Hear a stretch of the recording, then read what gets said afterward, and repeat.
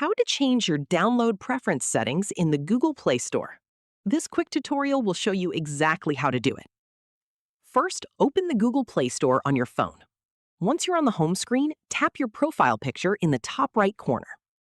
From the menu that appears, select Settings. Next, tap Network Preferences to expand the available options. Here, you'll find App Download Preference. Tap on it and you'll see different download options.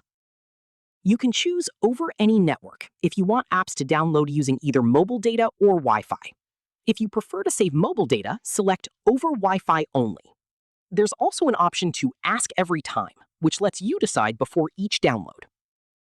After selecting your preferred setting, tap OK to save the changes.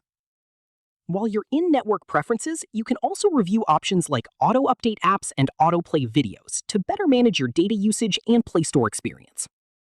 That's it. Your Google Play Store download preference has now been updated, and future app downloads will follow the setting you've selected. If this tutorial helped you, don't forget to like the video and subscribe for more Android tips and Play Store tutorials.